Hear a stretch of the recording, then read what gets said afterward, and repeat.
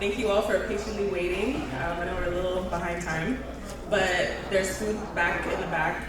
Some of you have eaten. If you didn't know, please grab something to eat while we're doing this. So good afternoon, everyone. My name is Chiagazian Jacob Chichi, and I am the treasurer for NNAUSA. We're really excited to have all of you here this weekend. So thank you for coming out and supporting us. Today is really about community and growth and networking and partnership and being able to lift each other up. And being able to learn from our four amazing panelists who have walked paths that many of us have walked, are walking, are wanting to walk. So there's really a lot to learn from all four of them. We really brought together a really incredible group of professionals, and we're going to hear a lot from them today. So to get us started, we have Mrs. NNAUSA, who is a two-term president for Philadelphia chapter, and she's also currently the council rep for Philadelphia. She is a registered nurse in the ICU. And please put your hands together for her.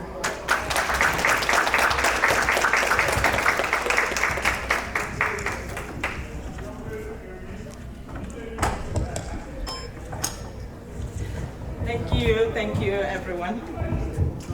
Thank you for having me.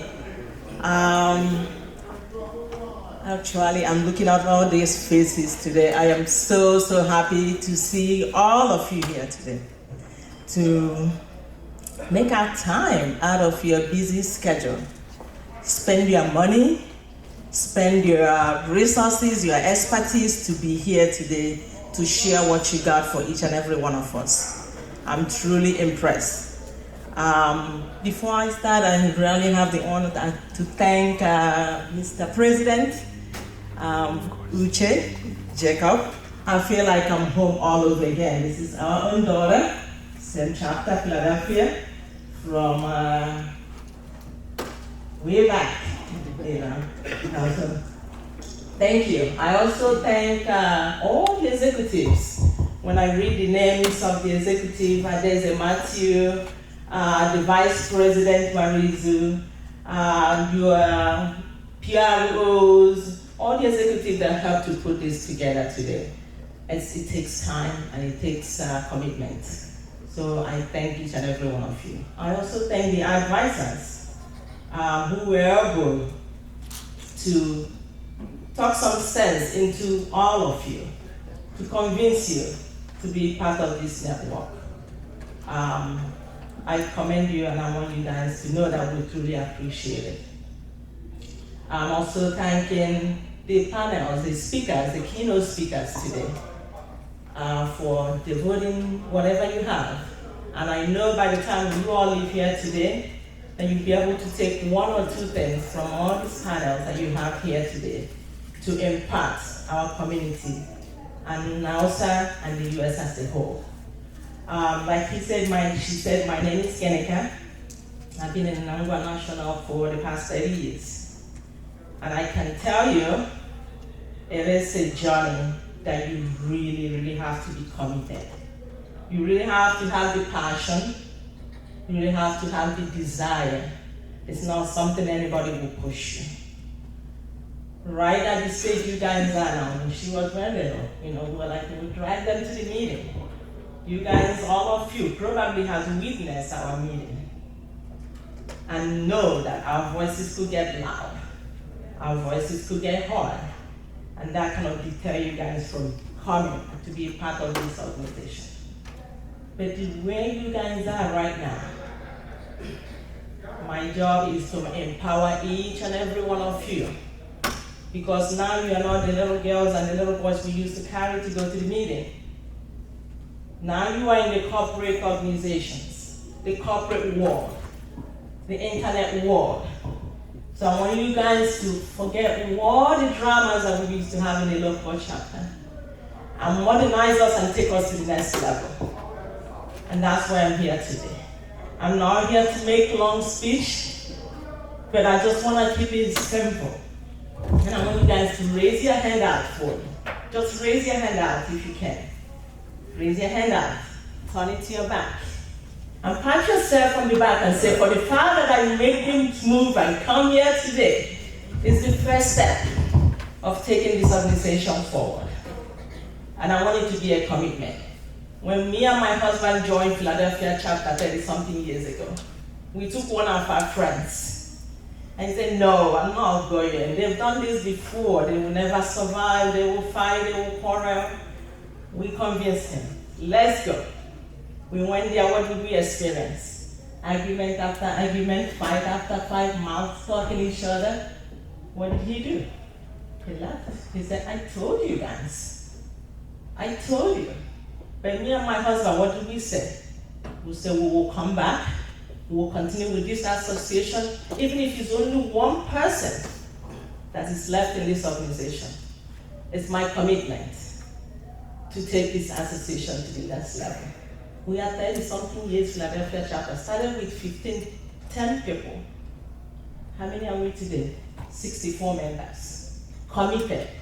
I take off every Sunday. First Sunday of every month is when we do our meeting. I tell you, any day I don't take off to go to the meeting, I feel like I'm missing my people. That's where we are right now. It was a journey that we all have to commit, these individual commitments. I can't say, oh, Chichi doesn't go, so I'm not going. Chichi doesn't contribute, I will contribute.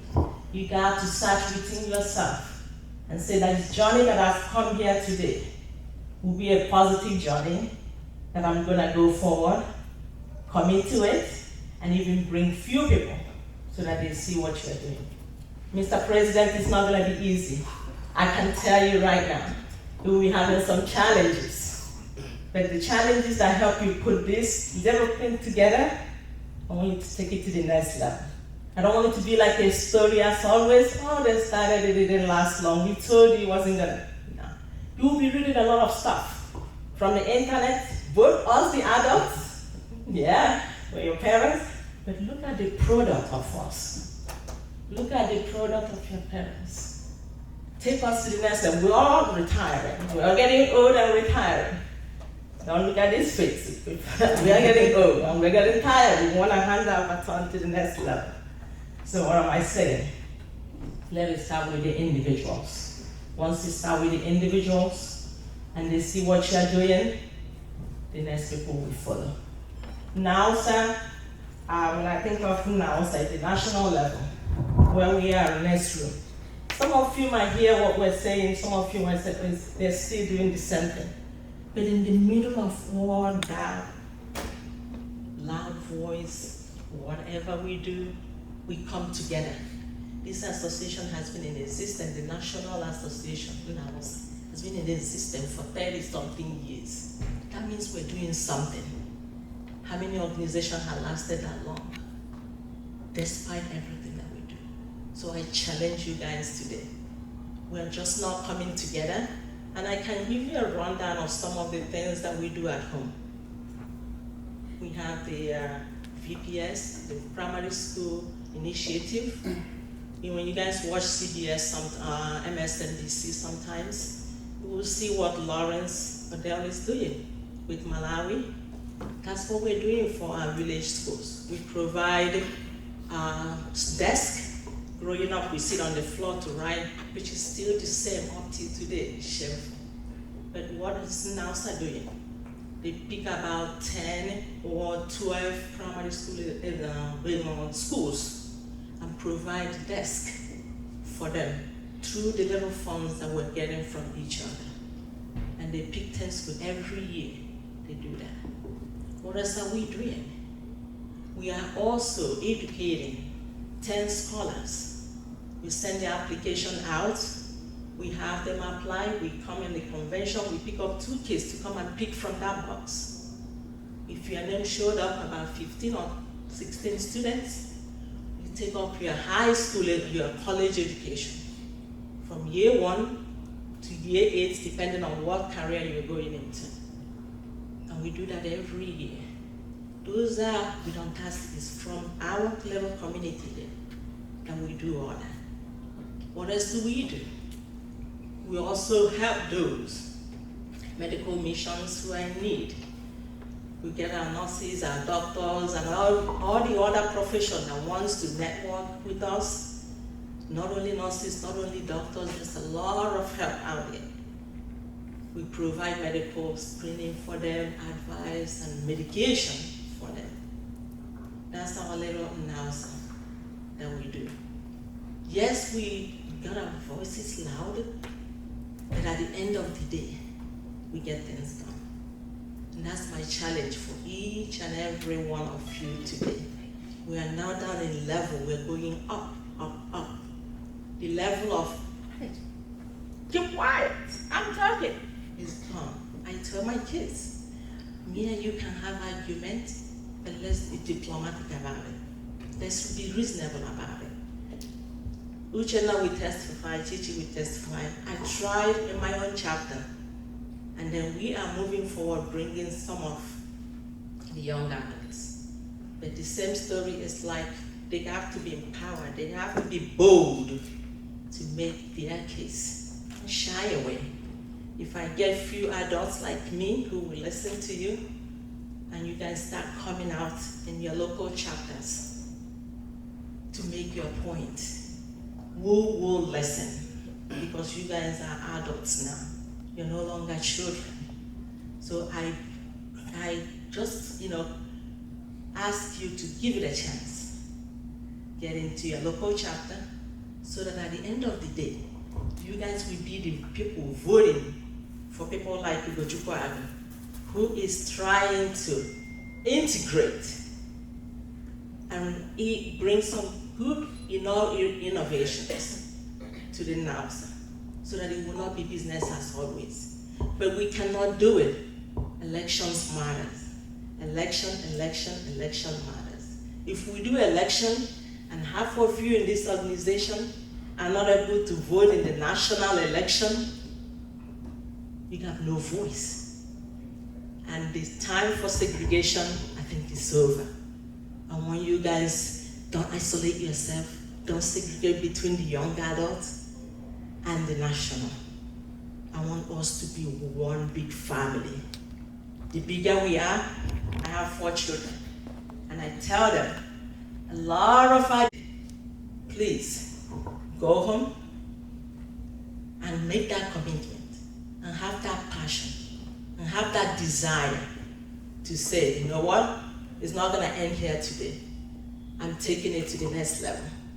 Make that commitment to say, even Chichi doesn't show up the next day, even if Uche doesn't show up the next day, I'm staying with this young adult wing. And I'm making that match. Martin Luther King, how old was he? 27 years old. Started at 24. At 27, look at the crowd he was commanding. And that's when I give it to my children. I have one turning, the last one is turning 23 tomorrow. And I told him, I said, you are the last one. Each and every one of you, when you are 24, I step aside. You're a full adult. Let's have a conversation. So I'm challenging each and every one of you today. Take it to the next level. Be the Martin Luther King. No matter how much we push you, no matter how much we mouth talk, no matter how much we did, don't let it stick. Tell yourself, I'm here for my community. I'm here for my peers. I'm here for this youth wing. 10 years from now, we'll still have that banner standing there. 20 years from now, we'll still have that banner standing there. So that when I turn around the next 1 year, it won't be a business as always. So thank you all. I appreciate you guys. Take it, run, and I want to see a full house in the next few years when I come back. So I'll be watching. Thank you all for having me. Good luck.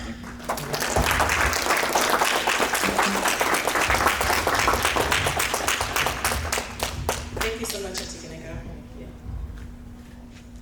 So with that, we're going to get started with the panel portion of things. I'm going to give a brief overview, brief introductions of our 4 panelists. So from right to left, we have Dr. Brian Wanunu, who is an orthopedic surgeon and joint replacement specialist dedicated to restoring mobility and improving quality of life. Directly next to him, we have Dr. Christine Adeze-Woha, a physician specializing in internal and obesity medicine and a disease reversal coach focused on helping patients transform their health. Directly next to her, we have Mr. Ephraim Uchenna Jacob, a senior application engineer, automation specialist, and real estate investor, bringing both technical expertise and entrepreneurial insight. And then last but not least, we have Mr. Ikenna Anyanwu, an assistant principal committed to student support and shaping the next generation through education and leadership.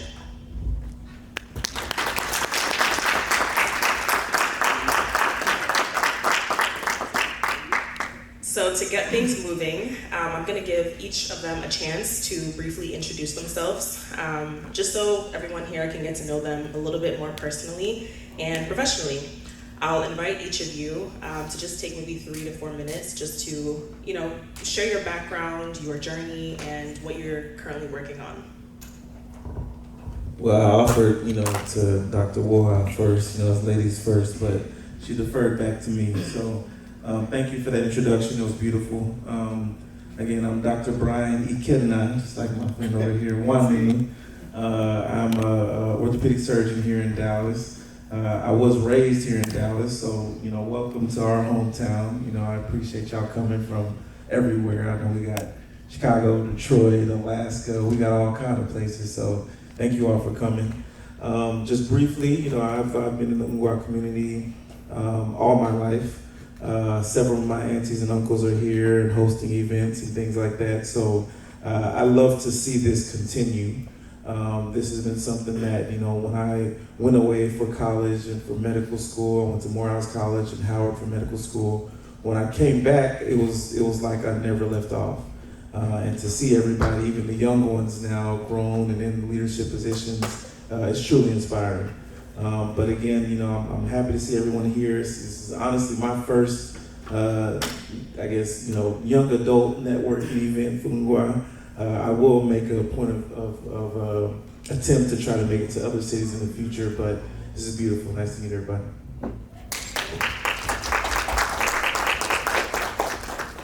Hey, I'm Christine Adeze-Woha. I'm an internal medicine doctor. I grew up here in Dallas as well. I grew up in Ngwa as well. I grew up in North Bryan as well.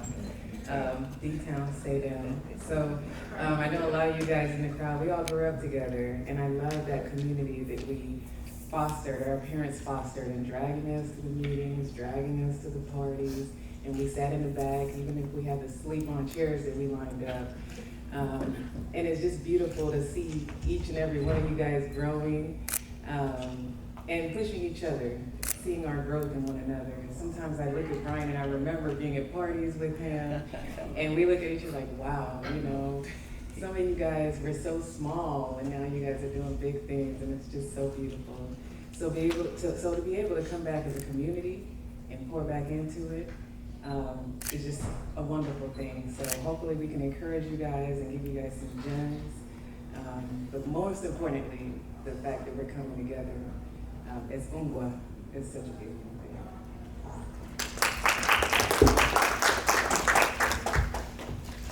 How's everybody doing? So my name is Ephraim Uchenna Jacob. I am a senior application engineer. Most people probably don't know what that is. It's a very broad, engineering in general is very broad. So a little bit more insight on what I do. I pretty much work on building automations. I know the automation industry has been really growing, and people know things like self-driving cars and these different things. So I basically do the building side of it. So we pretty much build smart buildings on a commercial level. So this building right now, somebody can operate this from a computer where they can look at the temperatures, the different graphics pages we build, and pretty much operate and control the whole building from one spot. They have remote access, they're able to work through VPNs, and also use the mobile phones. It does things like alarm. So some of the more critical side of it is like pharmaceuticals and hospitals. They'll have things like negative pressure rooms. So if the room was to go above that negative pressure, it would alarm. So we email people sort of their phones, so the building is essentially operating itself. So that's a little more insight. I can guarantee you right now, there's sensors in this space that we're in that's monitoring things that's happening that nobody knows right now what's going on in the background. So I can tell you right now, two sensors on the back wall. Those two white boxes that you have on the back wall are sensors, and it's just on my mind, so I'm always seeing things and pointing them out that people don't really realize.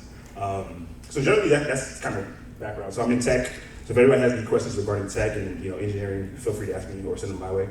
And I think that pretty much wraps it up. I'm 33 years old. I currently live in Dallas now. Originally born and raised in Philadelphia. Very multifaceted. I also have entrepreneur ventures that I kind of deal with. I'm big in the real estate side. I kind of do real estate investments. I started off with a multifamily, and from there it's kind of been dealing with real estate ever since. So I started off with my first property where I used my first home buyer and kind of used that, leveraged that, and pretty much got my first investment property, and from there kept going. So I'm sure we'll get more into that. I don't want to take too much of your time on the introduction, but thank you guys for being here. Good afternoon, everyone. My name is Ikenna Anyanwu. I'm a Philadelphia native. Currently in my role as an assistant principal of student support, my role primarily is to support students with disabilities. The work is really near and dear. I think growing up, just thinking through how there's so much stigma regarding disabilities, and even us being Nigerian, let alone struggling or knowing someone who's struggling, our parents weren't always open to the idea of us needing more support, whether you had a lisp or whether you were autistic. So I just knew I had a passion for working with children. It just comes easy to me. I thought I was gonna be a doctor. It didn't work out for me because I just knew my passion was working with kids. My background, a little bit about my background, I have degrees in biology, health science, and 2 masters in education. Again, I thought I was gonna go to med school track. I'm sure everyone here has a med school story. But I just knew working with kids was just my passion, my purpose in life, and just having the opportunity to see people grow, learn, develop. The opportunity to see people go from not knowing something to knowing something and seeing that light bulb click in their eyes when they finally grasp a difficult concept. I couldn't imagine doing anything else. Similar to my cousin here, I also have a little entrepreneur venture. As y'all see, I take pictures. So just a hobby turned fun, and now a very expensive hobby turned fun, and now I'm able to actually monetize and just do a little bit. So if anyone has questions about education, photography, leadership development, or biology, I'm here for you guys. Thank you all so much for that. I think, just in those brief introductions, there were already so many gems that you guys shared with us all, so thank you. I want to start off with just one very mini icebreaker / question, just to kind of, get everybody involved. With a show of hands, how many people here are still kind of figuring out their exact career path, or maybe even in a career path now, but maybe trying to enter a new career path? Amazing. So, with that show of hands, that's kind of exactly why conversations like this really matter and really, help get people thinking. So I have a list of some questions that were shared, but that some of you guys, sent in. So I'm going to go through those questions, and there will be time for Q&A in case you guys have any questions.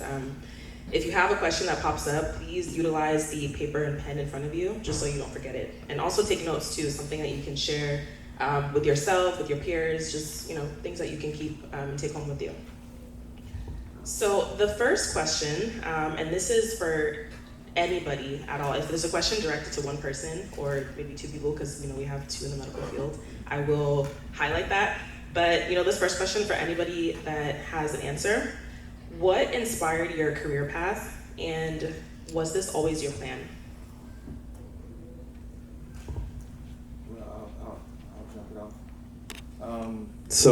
Wow, love it. So what inspired my career path, and this is not being facetious, it was God.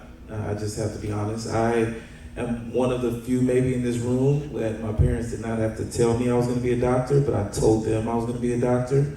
I was about 4 years old, and then, and one day for my birthday, I'm getting all these gifts, and I'm like, Mommy, I want a stethoscope. She's like, well, what is that? I'm like, that's what you use to listen to the heart. So she was like, okay, why? I was like, I want to be a doctor. She was like, okay. And then literally from then on, I was like, no, I really want to be a doctor. So she then put me into events. There's small community colleges where we can go and dissect frogs and pigs as kids. And I was literally doing that within elementary. And so my interest to go into medicine and to learn the anatomy and the body was early on implanted into my head, no rhyme or reason. What then drove my passion was my little brother died, unfortunately, when I was in 4th grade. He was 1 year younger than me. He died of meningitis, bacterial meningitis. We were at a basketball tournament. We won the tournament. He came home, was sick on a Sunday, passed away by Tuesday. And I remember how impactful that was because it just like shook the whole entire family. And as I grew up and learned more about medicine and learned even more about meningitis, as we know, it's often a question on exams. Everything that was on that exam is what I saw and experienced with him that day. And he was my younger brother, 1 year younger than me, so we slept in the same room. I'm on the lower bunk bed, he's on the higher bunk bed. So I was there that whole night when he stopped breathing and everything, so I remember all of the symptoms and I never forgot it. But that just drove me and it stayed in me and it helped me to never waver at all. And as many of us know here that have been on the medical field, whether you stayed on it or didn't go on it, there's trying times, right? There's long nights, there's difficulties, there's frustrations, there's obstacles. Any of those obstacles I was able to overcome because I remember that night, because I was like, this is what I'm here for. But that was kind of my reason, and that's what drove me, and that's, why I'm still here, so.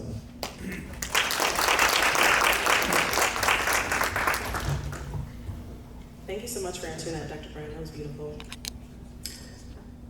Doesn't look like it. There's no pressure as well. Not everyone has to answer all the questions. So, okay.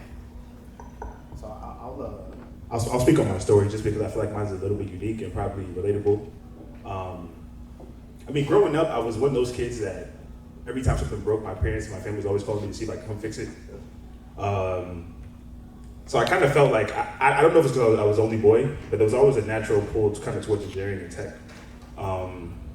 There was at one point, I thought I was going to go away from it. I remember growing up, I told my parents I was going to be like a cop or something.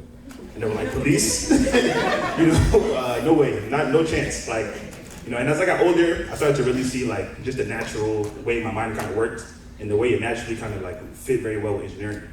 So I ended up going to engineering. I did engineering my first 2 years, and most people know me as a DJ. This is where the DJing kind of came into play. I kind of started DJing in college as a hobby, and things kind of picked up quick. You know what I mean? So I started to I got my first show, and funny enough, I opened up for Wale. So I opened up for him in college, and I felt like ever since then I got all these bookings that were opening for different celebrities. I DJed for Beagles, the first show with all three of them. So I was like, at the time, I'm like, man, this is looking like the move. I could always come back and finish up school. So I actually took some time off. And my family found out about it. My whole family it shook the whole family. You would have thought somebody passed away. So I eventually got to a point where I just felt like, let me just take care of this to kind of satisfy that need for my family. And glad I did. So I ended up switching my major just so I could complete my degree to make my parents happy. It's like, okay, education portion is done. Let me focus on what I need to. And so I ended up doing an internship after I completed my first degree, which is in communications studies with a minor in mathematics, and ended up getting an internship still that brought me back to engineering. My first engineering I got was canvassing, something I wasn't really interested in doing. So I ended up walking into one of my friend's father's companies from high school, and he literally just asked me for an internship because it was also to complete my ending of my degree.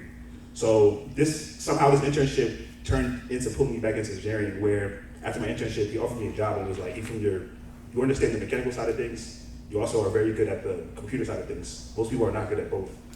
So he said there's this new industry that's growing, it's called controls, building automation. It's, you're always gonna be able to get a job.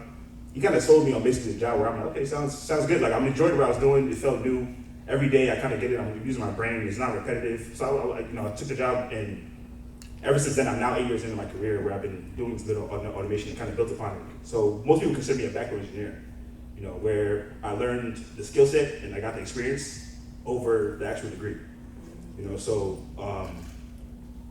it's something important to know. Once you develop the skill set and once you can vouch for yourself, once you know the knowledge, nobody can take that from you. It doesn't matter what you have. I'm not saying don't get degrees or whatever, but most people are not also working a degree they study. That's a very common trend these days. Obviously, like things like medical, there's no way you're gonna get around working in medical. It's a very specific degree. But when things like tech, there was one point, Scrum. I feel like everybody was going into Scrum from all different fields. So tech is something that I feel like you can find your way into without necessarily having that degree.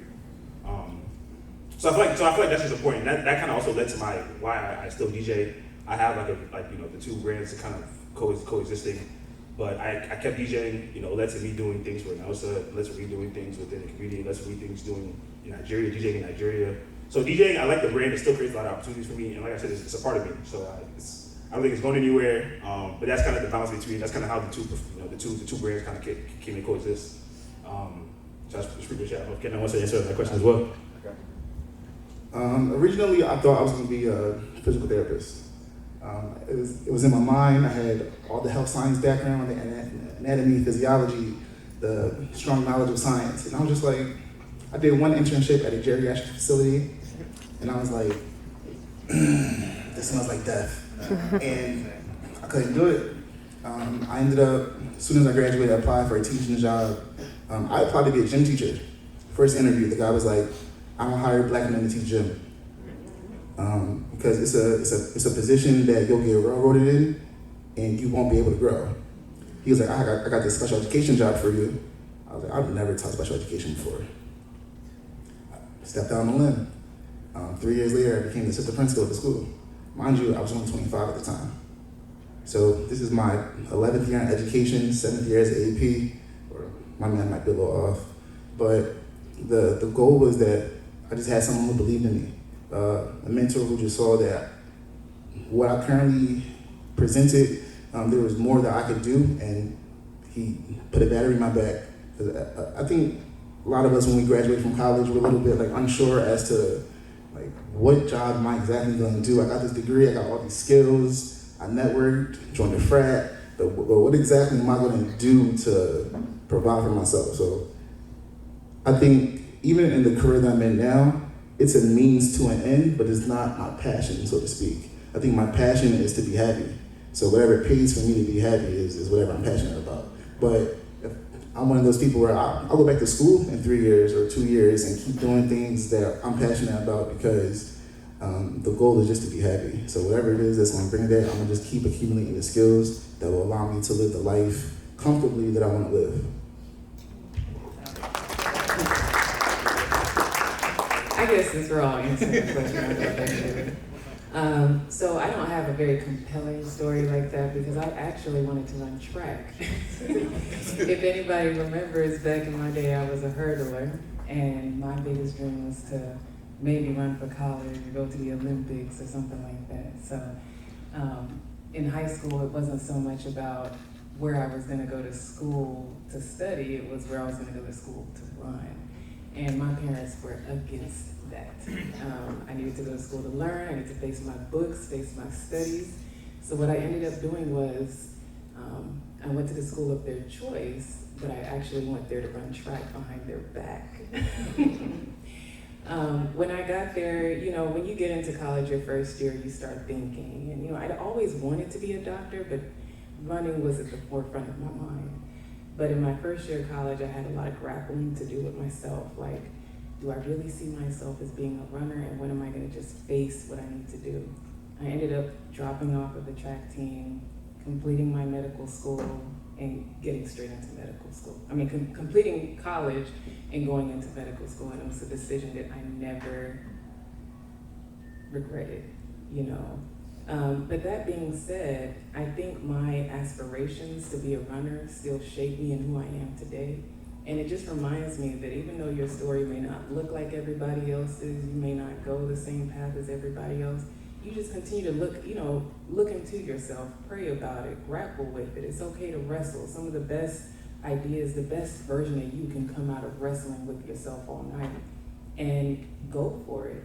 I went from being a runner to being a doctor, and both of those people still exist in me. It was just me willing to take a bet on myself.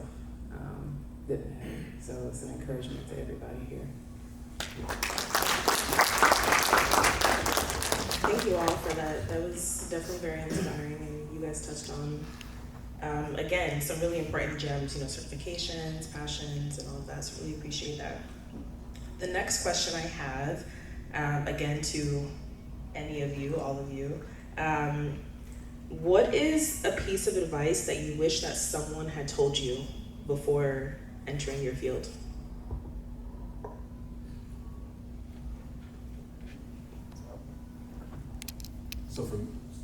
So for me, I would say, I wish somebody would have told me that you are your biggest asset.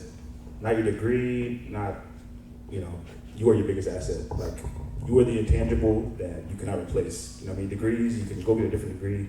There's gonna be people with similar degrees as you, but you have to have that belief within yourself to understand that you are the one thing you cannot replace. You are your biggest asset. So that belief, just like, I heard someone say, betting on yourself, just that confidence to just bet on yourself and know that you're always gonna do whatever it takes to get where you need to be. It's like, I wish somebody would have told me. One piece of advice I'd say was just do it scared. It doesn't matter. The time is going to pass regardless. You're never going to be in a comfortable space. You're never going to be in a comfortable space that you want to be in. There's so many different dynamics, different shifts that you can't control. If you're scared, do it scared. Just do it. Once you get your feet in it, you're able to then navigate the space, understand what skill set you need to dominate, to be at the forefront, to be good, but just do it scared. And I promise you're gonna feel good just once you do that application. Go to that interview, apply to that job you think you're not qualified for. Run that 10K, do it scared. You're gonna feel better immediately afterwards, but you're gonna have a life full of regret if you don't do the things you think you're not ready for because you're not ready for them. And then I'll also add, some of the best advice was given to me by my younger sister right here, Michelle. And what she told me was, do it even if it's crazy, no matter how crazy it is. And so what? If you do it and it's crazy and it works, then it worked. If it didn't work, then you took a chance, So a lot of times we build these walls and we put ourselves in it that nobody else put us in but ourselves. And then when we think beyond those walls, we're saying that, they're gonna judge me or they're gonna think that. Nobody's thinking any of that about you. You put those walls up. So sometimes you gotta do it even if it's crazy. And when I say crazy, I mean it's crazy to you. Somebody may say that, oh, you're too old to do this, or you're too old to switch careers, or you're not smart enough to write a book. Well, if God placed it on your heart and the desire is there, even if it seems quote unquote crazy, you do it. And if you succeed, then guess what? People are gonna be hailing you. So do it even if it seems crazy, stick to your guns, and believe in yourself. I'll be quick. I wish they would have told me that after college, medical school, and master's, and residency, and fellowship, and then becoming an attending, I was not going to get the red carpet rolled out for me. Like, oh my gosh, right? I thought I was going to come into the hospital, there's people clapping, we got, balloons and everything. No, that's when the real work starts. That's when they're looking at you like, oh, do you think you really got what it takes? You're the one that has to put in the work. And that's not just in medicine, but that's in any field, right? That's in law school. That's if you're an actress, if you're in entertainment. Like, you may break into this field, but that don't mean that everyone's gonna bow down. That don't mean that you all of a sudden gonna go up and be Drake or Hov or Jay-Z, you know what I'm saying? So I think that was a shocker to me, but it just reminds you, like, I got here for a reason, So remember that even when you do everything right, it doesn't mean that everything is still going to be right. And you still need to create that environment that's gonna allow you to succeed. Thank you all again for that. You guys are actually very inspiring, so I appreciate you hearing all these things. The next question I have is, for those of us, those in the audience who may feel stalled in their careers, how do you navigate conversations around pay transparency, compensation, and growth within your company?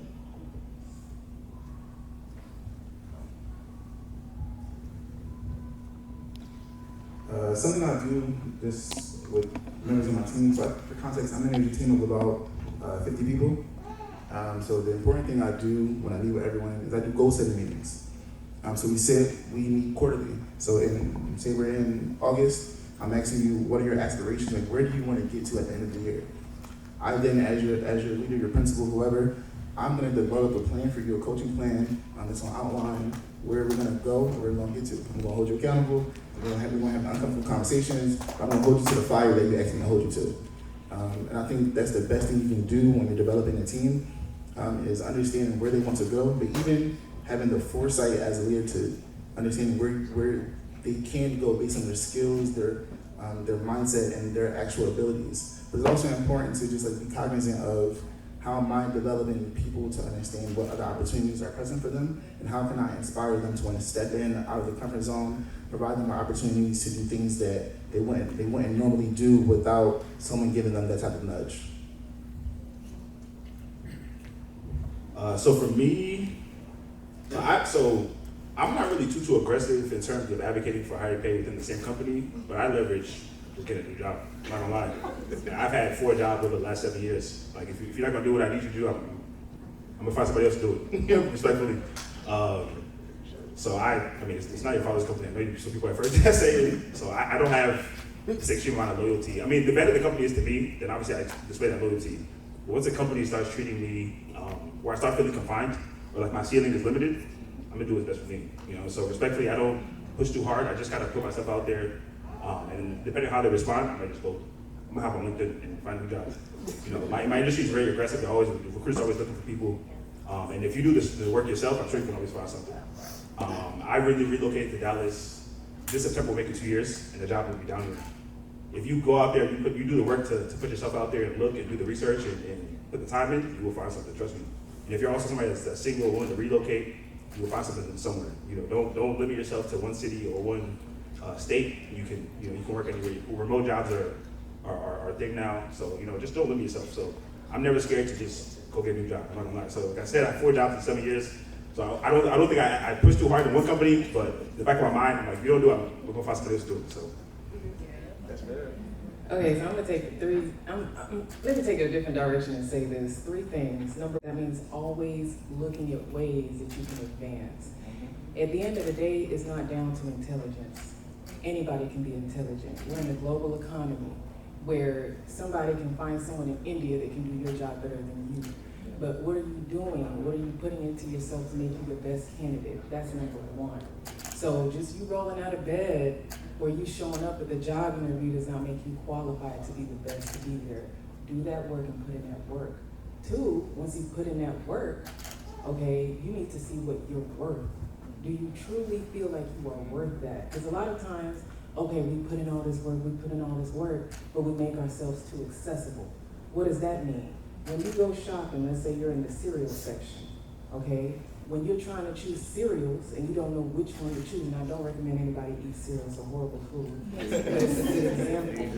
Okay, so when you're looking at cereal, are you looking at the bottom shelf to get what that's most accessible? It's on the bottom, it can literally fall into your cart. But no, you're looking at the prices. Oh, I see Kashi up here, why is that $9? Let me try that out. Because it was $9. But some of you guys put so much work into yourselves, but then you want to make yourself so accessible to these businesses. When they're saying, hey, what are you worth? You're like, oh, I'll work for anything. I'll do it for, whatever you want to give me. I'll take the first thing that you take. Now, what is your employer or whoever who is offered that position thinking? They're thinking that, oh, this person is accessible. Maybe they don't know that you don't know your worth. They think that you're not worthy. Okay, so a lot of times we have to understand our own worth. I remember when I was interviewing for medical school, and one of the deans approached me, and she gave me advice, and she said, I want you to go back and tell anybody who you can that when Black people come to interview, they do not toot their horns, and that is something they need to do. People sit in the same seat and they brag on themselves. They build up these great illusions, whether it's true or not.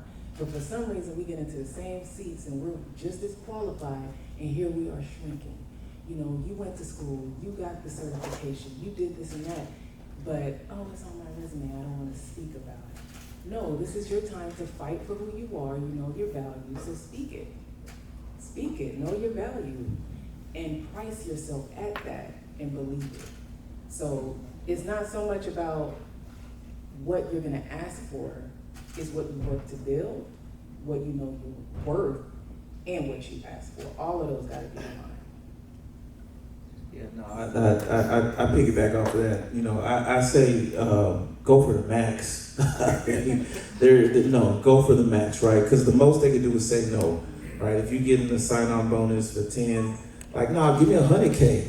You know, they may give you 25. You really don't know because they're gonna lowball you. They're gonna give you what they feel is safe, but they have a lot more to go, right? So go for the max.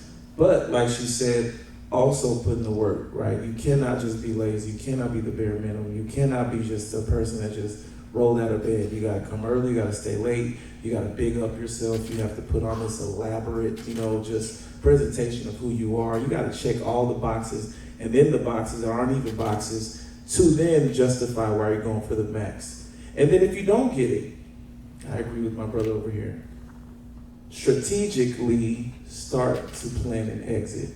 Do not just cold turkey quit. Build a emergency fund. We don't talk about saving enough. That's about 6 months, or in my opinion, a year of your expenses, right?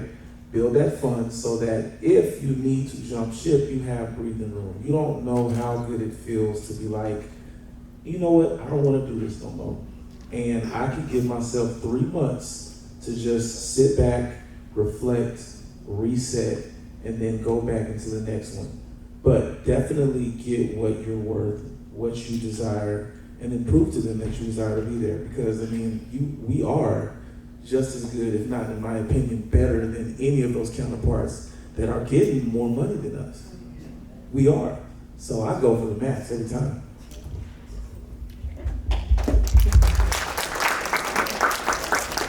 Thank you guys again for that.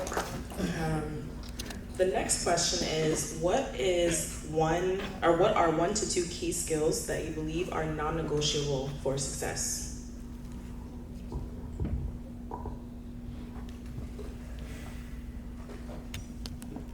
I think it's communication. Communication is a big deal. Like just being able to communicate who you are. I feel like we're in this, I don't know if anyone has noticed, but there's been a shift where everyone has to be their own individual brand, right? And at any given point, someone has to be able to walk up to you, ask you who you are, and you should be able to give them a pitch. That's where we're at right now, okay? So being able to communicate that, being able to work with people, being able to read people and have that communication is gonna take you much further than most certifications, than your IQ, than even this school. I've seen people in certain positions that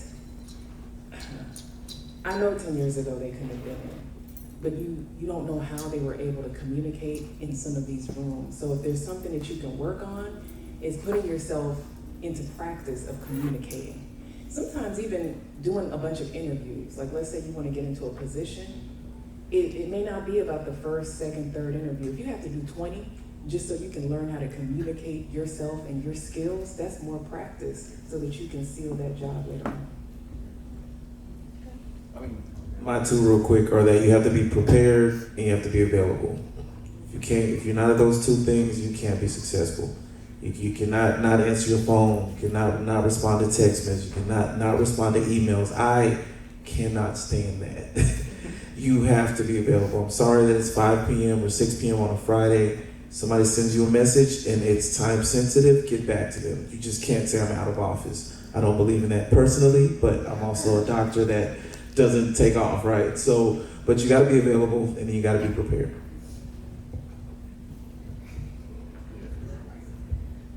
I just have one skill. I think since everyone here is degreed, qualified professionals, one skill that everyone needs to develop or further develop is executive functioning. Are you timely with deliverables? Do you consistently check your email? When given a task, do you get the task done on time the way it was outlined explicitly to get done? And then the second one is just dependable.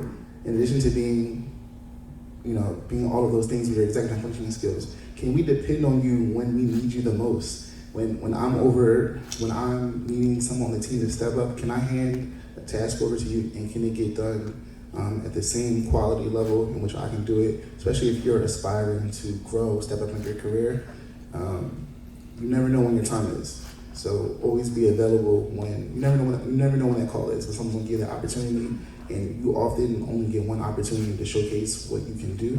So make the most of that availability. For me, You want out in life, where you want to go, what you want to do. It's important to know these things, not only for yourself, but for others, right? So you can put boundaries on yourself, you can put brakes on yourself, you can know not to go into certain situations. If someone comes to you and offers you a job right now, even if it's $500,000, you would be able to turn it down because it doesn't fit your vision for yourself, and that's powerful. Another reason I think that's important is because if you don't realize it, but every area, every phase of your life you change. The things that you wanted in your 20s are not going to be the same thing you want in your 30s or in your 50s or in your 80s. So you have to be clear with yourself, and you have to keep revisiting that mission statement, right? In your 20s, you're going to be like, grind, all work, no sleep. You're not going to feel like that in your 40s. In your 40s, you're going to be wanting to, relax and do different things. So if you don't know where you're going, you're just going to be going anywhere, in other words. But you can shift and have more intentionality with your life, even as your life changes through the different phases when you know what you want. So I never really looked at it as a mission statement, but I know one of the biggest things I used to motivate myself. I was somebody that was brought to Nigeria very young. My dad never shied away from bringing us home. It was always one of his biggest things to bring us to Nigeria as quickly as possible. He didn't care if they didn't have the money. It was like a thing for him. It was a high priority. It was high on his priority list. So just being exposed to Nigeria young, I always had this mindset where the first time I went to Nigeria, my experience was crazy. I'm looking at people that have all these similar traits as me. I'm seeing freckles, I'm seeing light. I'm looking at my village, people I never met, and I'm seeing all the similar traits of our family within my village. It was like a mind-blowing experience for me when I, my first time I went to Nigeria. And I'm started looking at them there's nothing that separates me from these cousins I have, other than my father being the one that's in America. You know what I mean? So I never taken it for granted. I've always used it as a privilege. I didn't do anything to be born in America. My father did put that work in. So I have opportunities to me that none of my cousins and my direct bloodline have. I need to take advantage of all these opportunities. So every scenario I get, it's one of my biggest motivators in everything I do is I have all these opportunities. I need to take advantage of them because I have people that never even got these opportunities. And there's something that makes me different from them other than my father was born me in America and they were born in Nigeria. You know what I mean? So like I said, I use that to motivate myself, and the goal is to bring everybody up with me. It's kind of, I feel like I'm old enough to pay it forward. You know what I mean? So that's one of my biggest motivators. Kind of stole my answer. No, seriously, I'm from the same village. So, my father fought in the Biafran War. I got 6 sisters, no brothers. My purpose has always been my family. I just know who I am. I think your why. Everyone has something that is like their anchor that keeps them from drifting too far or blowing away when moments get tough. And I can always think back to my family, my father who gave everything to come here. First person in our village that had a PhD, literally brought my mom, pregnant, 2 sisters to St. Louis, figured it out, 7 kids, was a houseboy. I just think about what he gave to provide me with the opportunity, and that's all the fire I need, to be honest.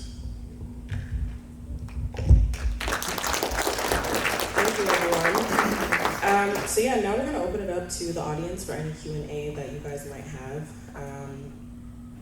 You guys can, I guess, just stand and project your voice and ask away. Don't jump all at once. I'm 17. I'm really young. I forgot your name. Is it Ikena? Yeah, Dr. Ikena. I heard you mention you went to Morehouse College and Howard University. Right? Yes, that's correct. So I was thinking, I just did the SAT 2 weeks ago. Right? I'm thinking about my next in senior year. I'm going to college and stuff like that. I was thinking, what made you pick 2 HBCUs? You know, for medical school and prior to that, and how does that change your trajectory, long-term network, and opportunities and stuff like that? Yeah, great questions, and I commend you. Good luck on the SATs. I know I look young, but I have a son that's your age, actually. So he's actively applying to college to his SATs and everything. We're so proud of him. So what made me choose 2 HBCUs as a part of my mission statement is community. I was always enthralled by family, by growing up in the Nigerian setting, by being around my parents. My mother was the oldest of 8. Every single one of my aunties and uncles came to our house at some point in their tenure or matriculation into the United States. So I've always had family. Fast forward to high school rather, I had a group of homeboys. We call ourselves Young Texas Ballers, all black men, all very, very, very motivated. All of us went to college or in some type of professional setting. So I was always welcomed by that. Morehouse was just an extension of that already. You know, I honestly did apply to the PWIs, the UT Austins, the other schools, and those have excellent resources as well.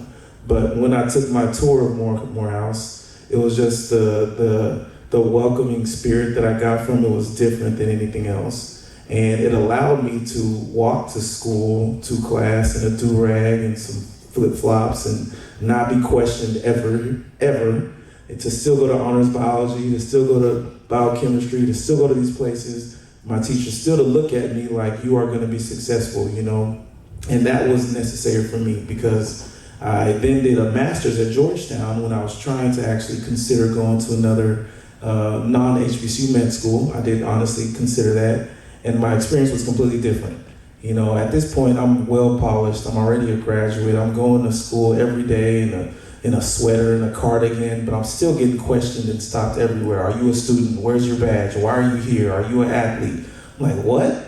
You know, I'm already a graduate. I'm not an undergrad. I'm not like some of these other kids, but I just kept getting that. And then when I had my Howard interview, I had that experience all over again, that welcoming family aspect. And for me, that's what I needed. I needed to walk into somewhere and not feel on guard. I needed to be able to just focus on my schooling, focus on what's ahead of me, focus on my studies. And that Morehouse and Howard, that HBCU environment, for me personally, gave me that experience. And again, everyone's different. You know, some people may have not had good experiences with black people, and I understand that. I really do. And so they run away from those environments. You know, some of my own family members are like, oh, why to go to HBCUs? Why to go to that black school? It's almost beneath the other schools, right?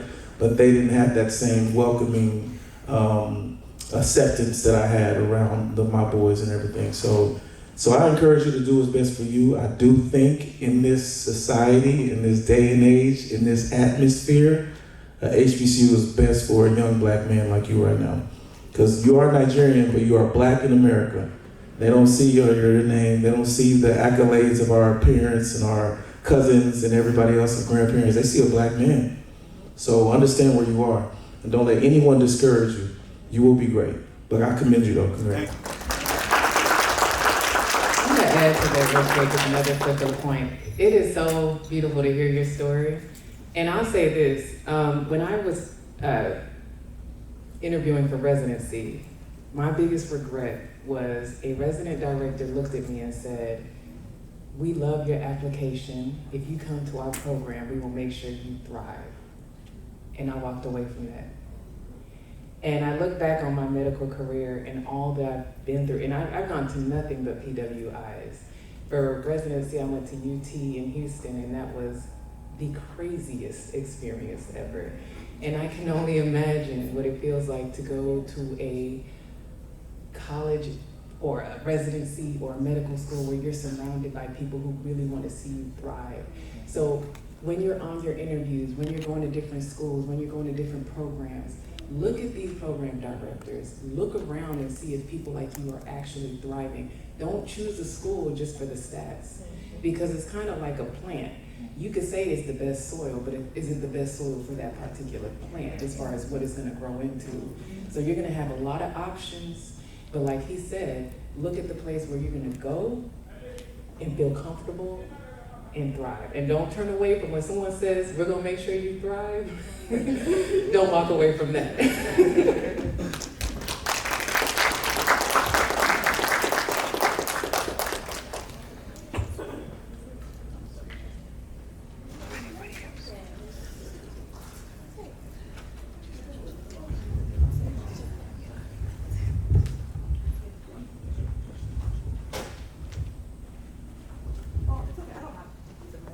I'm using my Okay. Well, my question would be more so like on the medical side, but anyone can really answer.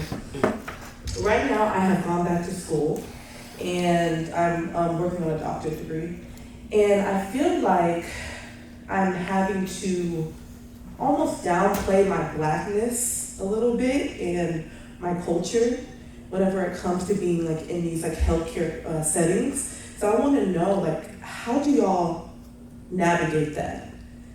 And how do you stay true to yourself and stay true to how your parents raised you, stay true to your culture while navigating being like in a healthcare space, especially like in like a higher position? A while ago, hello, can you hear me? Okay. A while ago, I heard that some of the most intelligent people know how to code switch. Yeah. Do you hear me?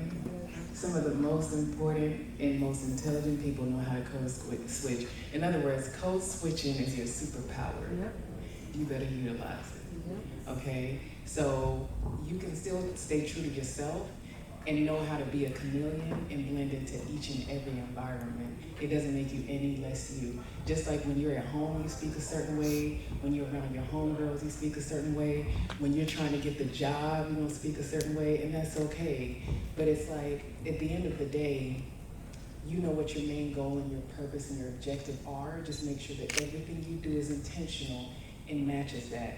If your main goal and purpose is to live out yourself, like you want to wear an afro and you want to do, if that is, then you go ahead and do that. But if you have other dreams, then you just have to shape shift and move things around and code switch in order to get there. Now, you can turn environments into an environment for you. Let's say you get to the top. One thing I do notice sometimes is sometimes we are not at the top of certain systems. And it may take us code switching and fitting into a certain place so that we can get there and change that environment to make ourselves more comfortable. Sometimes I think that's the better goal. But my advice to you is do what you gotta do to get where you gotta go. No, I agree 100%. You know, you until you own the hospital, you know, you have to in some shape or form take a meek role in certain situations. Now, again, that does not mean, you know, silence yourself, does not mean speak up for yourself, does not mean be confident, does not mean, you know you're the baddest walking. Those are all true, but both can be true, right? And I believe that you should not, you know, let your outward appearance or outward demeanor distract people from what you have to offer, because that's actually your value. You know, don't go in there being so, you know, that it takes away from the knowledge that you have, right? Because you have to know your audience. Your audience is ultimately who are going to define what value you have, even though you have it inside you. And it doesn't matter if you have it inside you if no one believes it, right? So you have to still present yourself, you know, or so, you know, carry yourself in such a manner that it doesn't distract that. However, at the same time, as you kind of go up the ranks, you can let yourself more and more and more. I didn't have any social media presence until I had MD behind my name, you know? So, and then even as a doctor and in residency, I didn't do anything crazy until I'm out here making my own money, right? So it's like, and even now, I'm not gonna do anything that could make my senior partners come in and pull me into the boardroom like, well, we need to talk about this, Dr. Brian, you know? So you as you go up, you can let some of these layers off, But again, when you're in certain positions, just don't let it distract from what you have.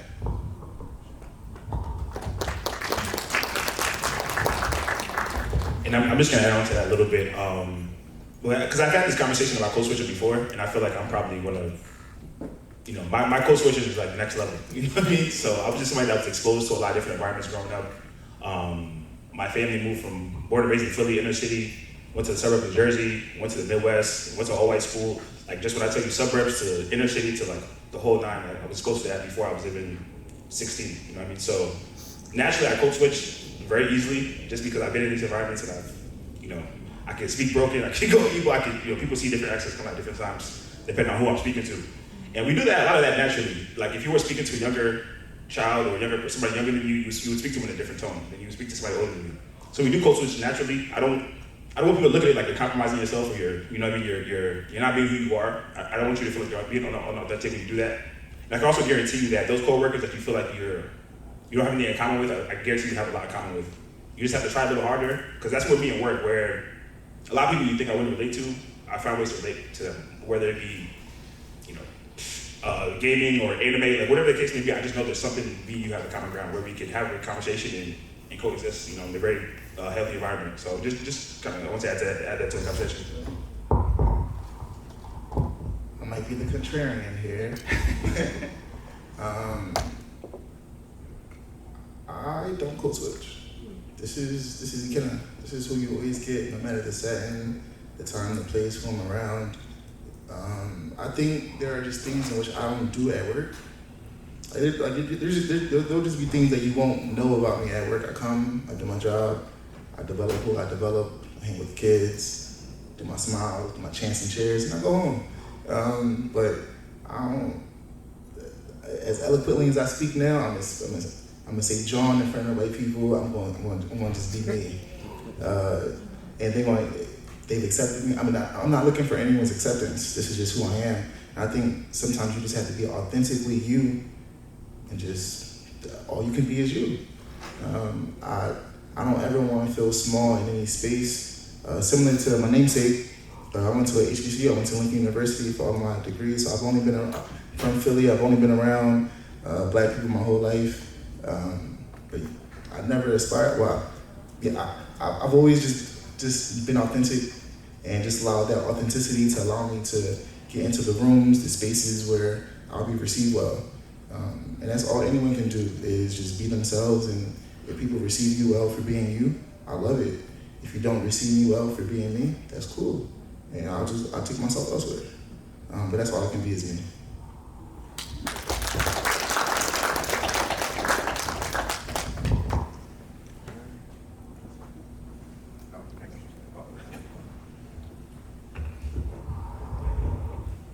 I'm not sure where she's went, but I'm not familiar. Is that the question?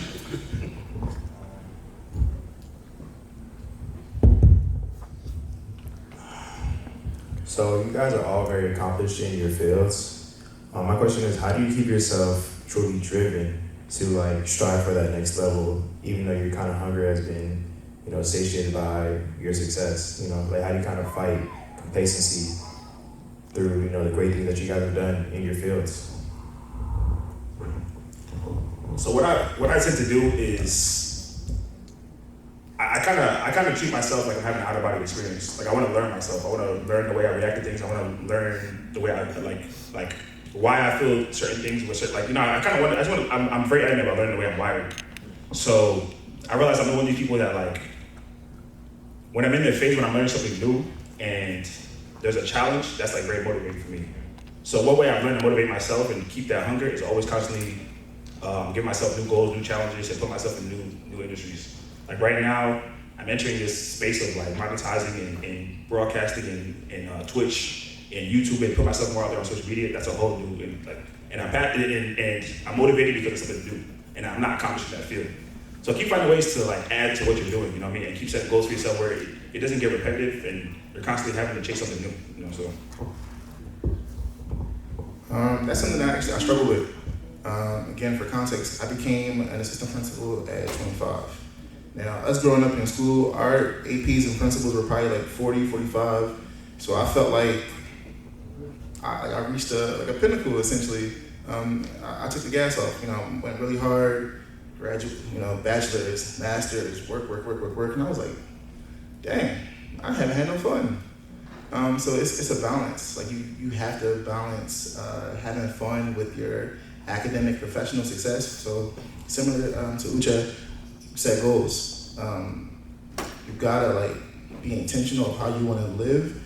For example, if you're like, oh, I want to in 2 years become X, Y, and Z. Fine. Set yourself in those programs, do those internships, those mentorships. But in between that, quarterly, take your trips, have fun. That way, you're rewarding yourself for meeting those milestones. So you have something that you're looking forward to. But all work and no play, you're gonna burn yourself out. So you have to, similar to what I was saying earlier about that intrinsic motor, find what is motivating you to continue to progress, but then reward yourself. You gotta reward yourself. Take that trip, buy the bag, buy the shoes, because the money isn't gonna go nowhere. The money is gonna just be in your account when we all go to where we gotta go to. So have fun. It was funny. We were just talking before this panel started, and we were talking about how we would have 12-hour days in the hospital, 9 p.m. and we're in the gym.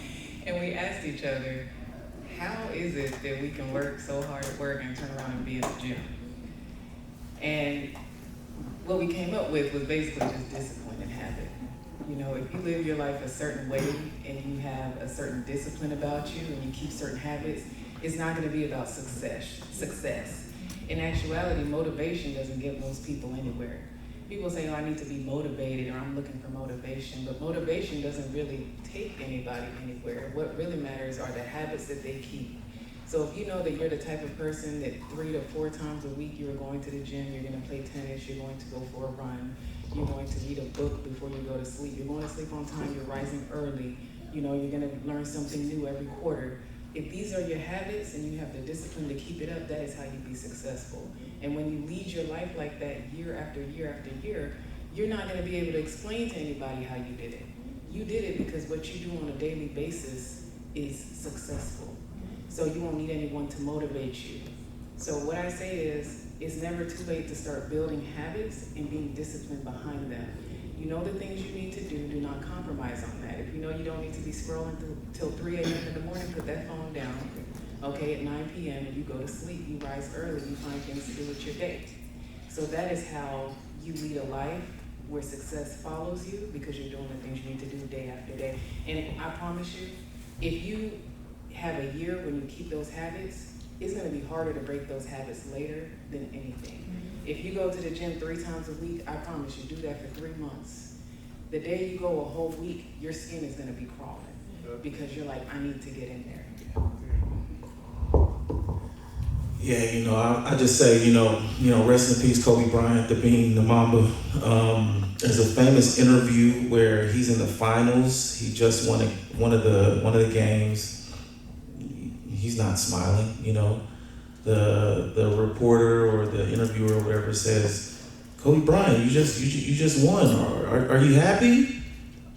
Job ain't done. Is the job done? Do I got the championship? Job ain't done. That's how it is right now. I graduated medical school, went to residency. I'm an orthopedic surgeon, but job ain't done. I have an insatiable thirst to be excellent. Even in my day, if I have 7 surgeries, I do my first knee replacement, finished in 45 minutes. The second knee, I better finish in 44.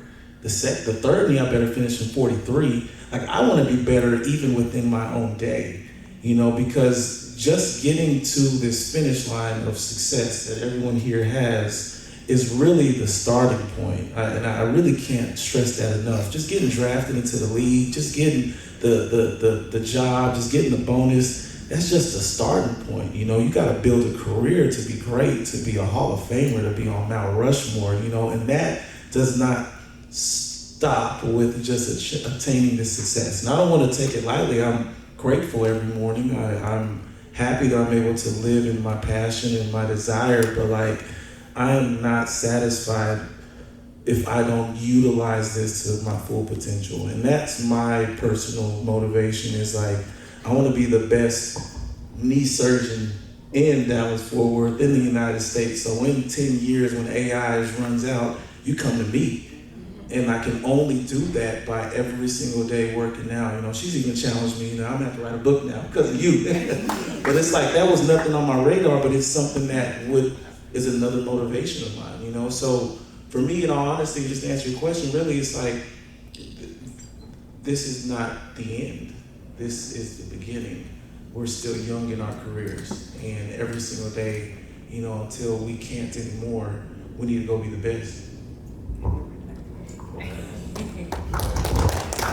I just want to add one thing that came to mind, but also surround yourself with people that are doing better than you. You know what I mean? Like what he just thought kind of just brought that to my mind. Like I'm never scared to surround myself with people that are doing better than me. I feel like sometimes in human nature we have this thing where we don't want to be around people that's doing better than us because it makes us feel smaller. Do that. That uncomfortable feeling is what's going to drive you to continue to keep going. You know what I mean? Keep doing better, keep accomplishing those goals. You know, and then also too, is especially within this community, like, you know, people reached out to me. I've helped them in the real estate process. There's She-Fit. Some of you guys know she's getting married next weekend. She's not here because she has a wedding next weekend. She has a multifamily. In her process, the margins are better than my first property. You know what I mean? So that's something that's also fulfilling to me, to like be able to help somebody do something better than me. Like success is a revolving door. It's constantly, you know, it's one person be doing better than you today, then, you know, next year you do better than them. So I never look at this competition. We should be pulling each other up. We should never be afraid to, you know, be around people that are doing better than us. And also, everyone in this room needs to be communicating with each other because we all have something that we can bring to each other. Don't ever feel like, you know, this is one thing that always grinds my gears in the Nigerian community. Because when you see it in other communities, like Jewish communities, Indian communities, the way they network and pull each other up is crazy. Yep.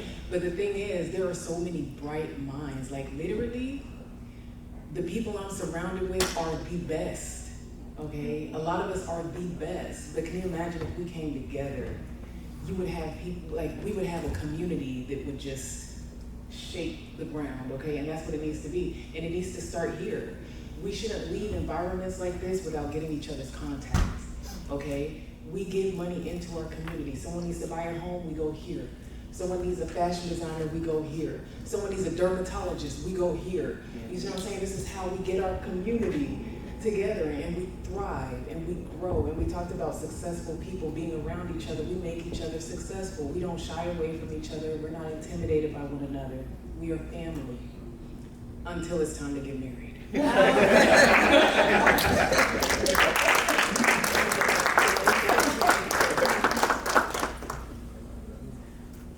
have a question.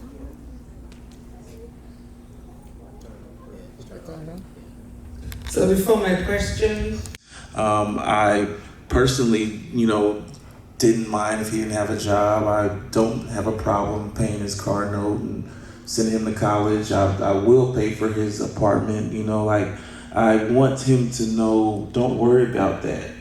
Worry about being the best you in this different world that we didn't have to worry about either. So I think, you know, the answer is, you know, it depends.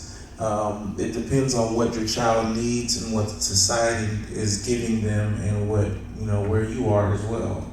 I do think that we now are a lot more, like you said, probably a little conscious of mental health, you know, because there is so much abundance, you know, now things like depression and anxiety comes up, like we didn't worry about that. We were just trying to go to school. Like, what's depression? What's anxiety, right? What is that?